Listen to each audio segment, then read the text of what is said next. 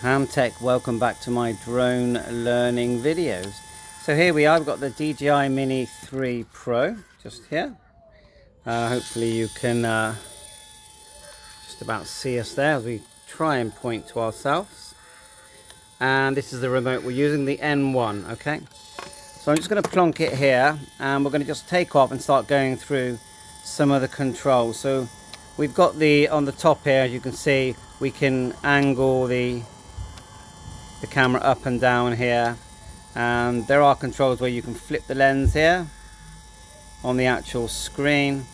So let's just take off for starters, and then we'll start looking at all the different controls around the remote control. Well, actually my Android phone, but it's the same for, so we pull in the two sticks into, like you're going cross-eyed, pull again, and then the aircraft starts to spin its wings. And then we're just going to go up, like so, go back a bit, we'll get it angled on me, quite greasy, we'll move it away,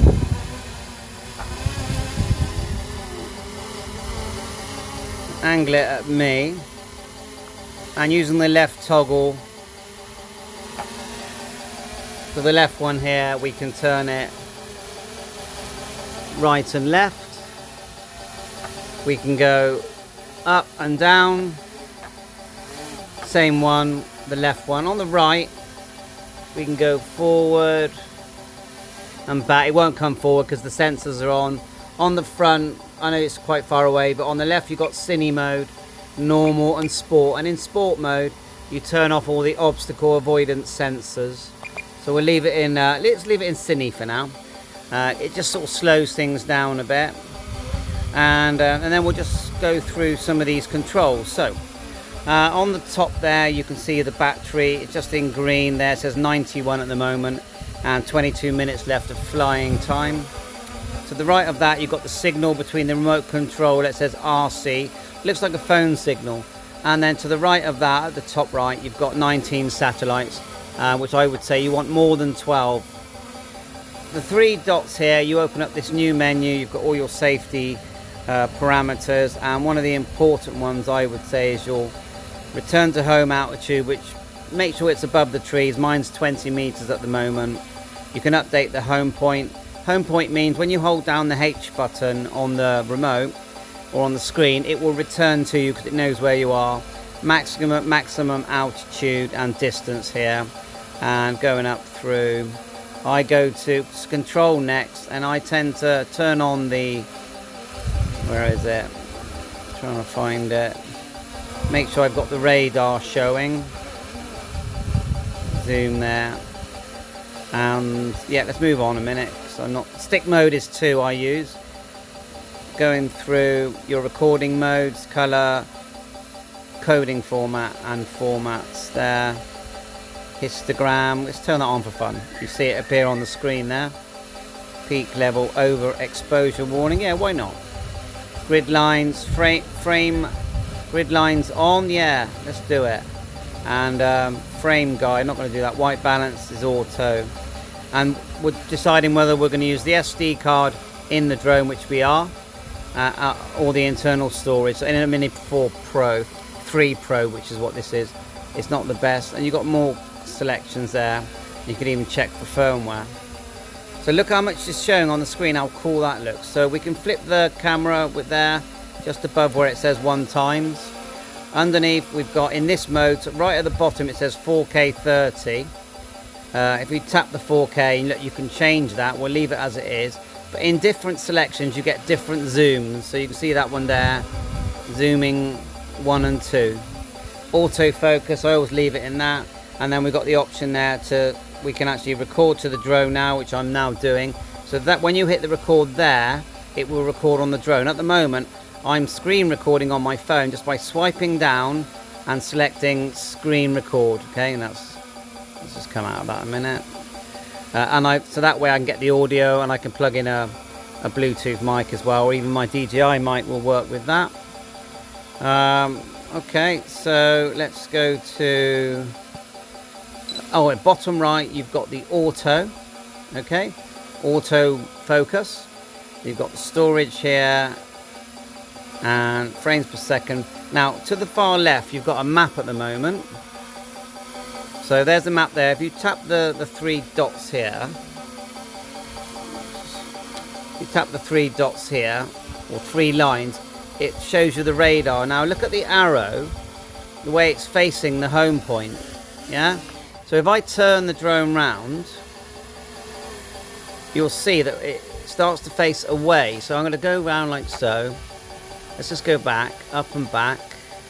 Now this is an under 250 gram drone, this is. And we're just going to face it towards me. You get about 25 minutes flying time on this one. And look at that's the zoom once, and then you can tap again. You can actually tune it in there. So with the radar, you see the home point.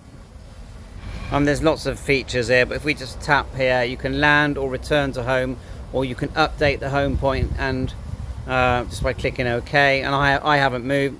Home point is where I am. I can tell it to land where it is now, which wouldn't be a good idea.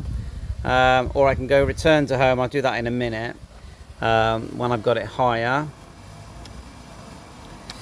So it's quite funky. You can get rid of the radar as well just by tapping the screen there. You've got to the right of the radar, you've got the height, the first there. So we go up, and you'll see the height increases. Let's turn it round. Still got 18 minutes time of flying time. We're just going to zoom forward. I'm going to put it into sport and just let it go fast. With the right hand toggle, just zoom forward and then turn round and zoom back. And you can see it's showing speed there as well. And it is quite fast. It's quite scarily fast when it's in sport mode. We'll put it back into cine mode. So I'm not really a photographer. I'm more of I like flying drones. You can see there, and we can zoom it back to 2, turn it. Now the best way to learn all these things is just to use it, in my opinion. The more you use it, the more fun you're going to have. You can actually tap the battery, and it says until return to home. Also says until forced landing, so that's when it will say, right, the battery's too low, we're going to make you land. And then until battery completely depleted. So what I'm going to do is just go up now. And, oh yeah, I forgot about all the different active track settings. When you press the square on the top there, and you can actually turn on where it's already, I can tell it to track me now. And we can just do it active track. And if I move, it means I've got to actually stand up. It will actually follow me. Like so. Now, the obstacle detectors are on, so it's not going to hit anything, hopefully. But, you know, you can't rule that out. And then if I hold down return to home, if I go this way a bit, just get away from that, that big conker tree behind it. And it is a big tree. So I just turn around. Let's go like so. I've got it in cine mode. Let me just move it a bit faster. It doesn't want to turn, so it's picking up the obstacle. So I'm going to hold down the home point now. Let's tap that, and then we're going to go. We're not going to choose land. We're going to go home. Hold down the home, and straight away it's trying to land.